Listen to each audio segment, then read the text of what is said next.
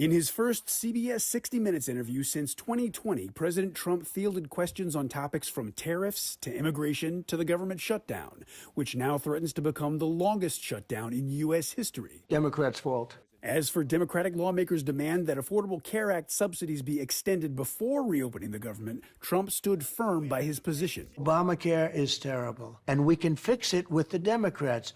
All they have to do is let the country open, and we'll fix it. On immigration, the president was asked if the methods used by ICE have gone too far. I think they haven't gone far enough because we've been held back by the judges, by the liberal judges that were put in by Biden and by Obama. Trump also addressed the upcoming Supreme Court oral arguments on whether his tariff policy is legal. I think it's the most important subject discussed by the Supreme Court in 100 years. The president asked what happens to his economic plan if the high court rules against him on tariffs. I think our country will be immeasurably hurt.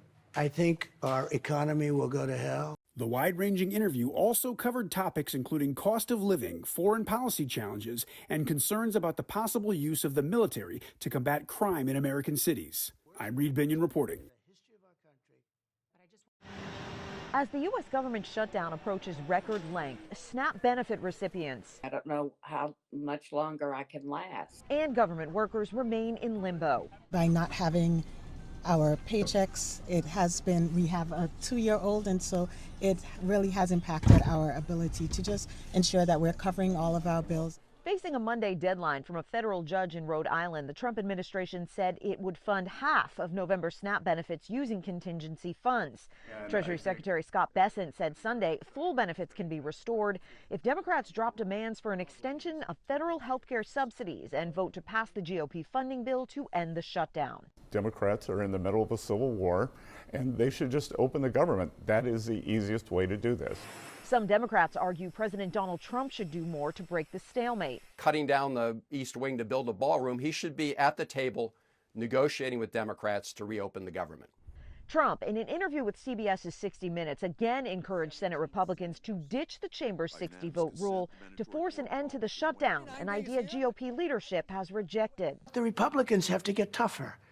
If we end the filibuster, we can do exactly what we want. We're not going to lose power. Meanwhile, Monday saw more delays in lines at the nation's airports. Transportation Secretary Sean Duffy said some air traffic controllers have called in sick in protest of having to work without pay, while others are taking time off to work other jobs until government paychecks restart.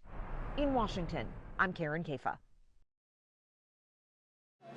'Tis the season when gift giving can take over our lives. But with many Americans still worried about rising costs, resale or secondhand shopping is becoming a more popular way for finding value and meaning in gifts. What we're finding is that consumers are ready to spend nearly 40% of their holiday budgets on secondhand, which is up significantly from last year. Alon Rotem of ThreadUp, an online thrift store, says the stigma around buying secondhand is starting to disappear, with it becoming more mainstream. Because value is king with consumers, this is a great way for them to extend their dollar and get more for their money. Secondhand is also a way to sort of cut through the noise of the ordinary and find more unique items that tell a story, items that are more personal. Other ways to save. Start early to take advantage of end-of-summer clearance sales. Don't wait until Black Friday. Use reward credit cards, taking advantage of cash back or points. And to keep your holiday shopping from turning into a financial horror show, remember,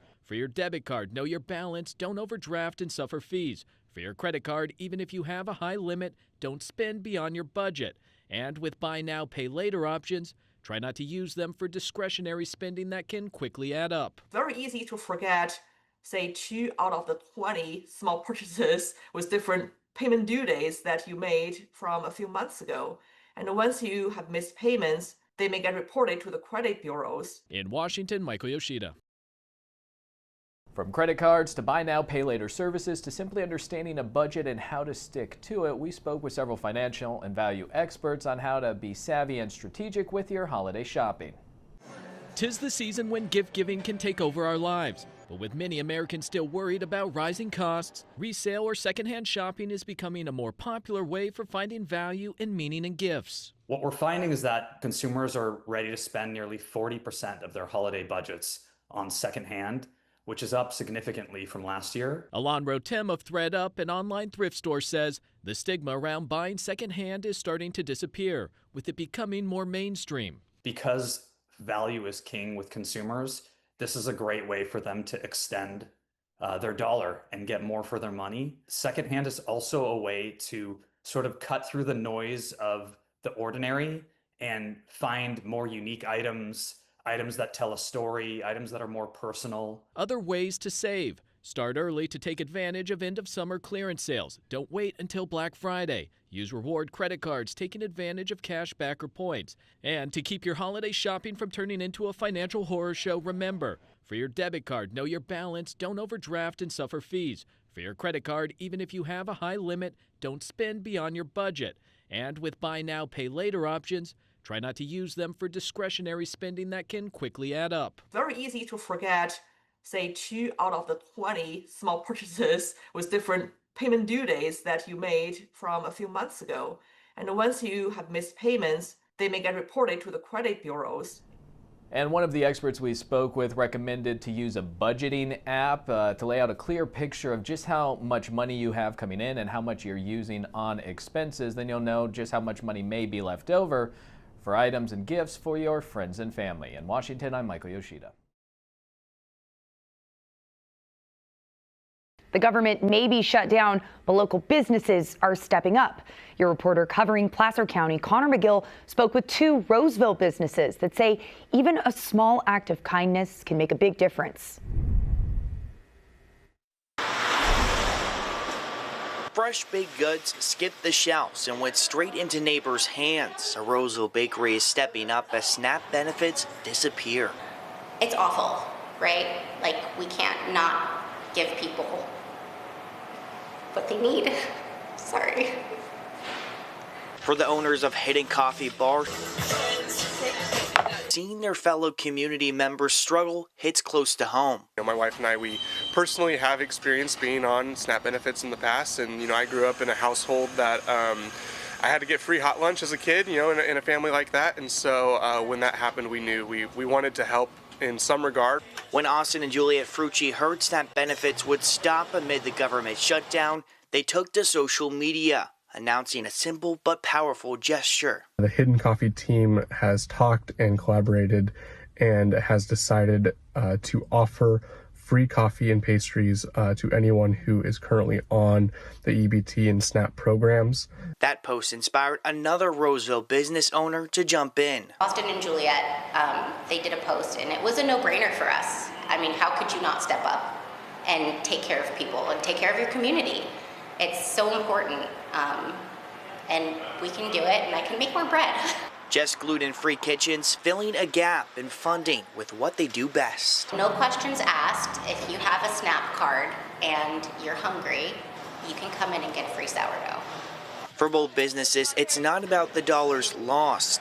It's about the connection gained.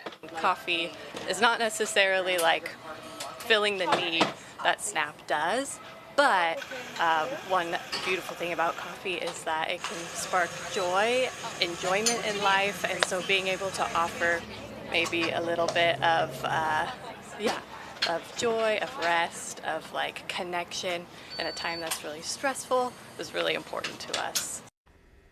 Now, both Hidden Coffee Bar and Just Gluten-Free Kitchens are now accepting donations to keep their efforts going, hoping to continue to bring a little bit of comfort in one cup and loaf at a time, right? We're going to. The government shutdown is now in its 2nd month. At the center of the battle on Capitol Hill, healthcare subsidies that make insurance more affordable for millions of Americans. Those tax breaks, though, are set to expire. Democrats want to see them extended. Ripping health care away from millions of Americans is unpopular. More than 24 million people have health insurance through the Affordable Care Act, also known as Obamacare, and roughly 92% of enrollees receive federal tax credits to help lower their monthly costs. Renewing the subsidies would cost $35 billion every year for the next 10 years. Many Republicans say they won't negotiate the subsidies question until enough Democrats approve a spending bill to reopen the government. get this thing open. We have shown in good faith that we will do the appropriations process. Regardless of subsidies, the cost of health insurance through the Affordable Care Act will jump. KFF, a nonprofit focused on health policy, recently looked at monthly costs for healthcare coverage and found ACA insurers are raising premiums by roughly 26% next year. But if you take away subsidies on top of the increases, the costs will be even higher. We're expecting that on average, premium payments are going to more than double. That's a 114% increase. KFF says average monthly premium costs could go from $888 to as much as $1,904 in 2026. I have people who are sitting at home in Massachusetts right now looking at their new health care premiums and trying to decide between health care and rent. Federal tax credits are set to expire at the end of the year. I'm Jen Sullivan reporting.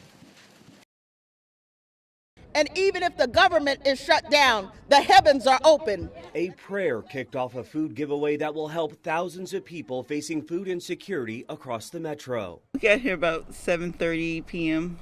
Lashika Carter and her daughter sat in their car for 14 hours in hopes of being one of the families to receive free groceries. The government shut down and hardships on a lot of families.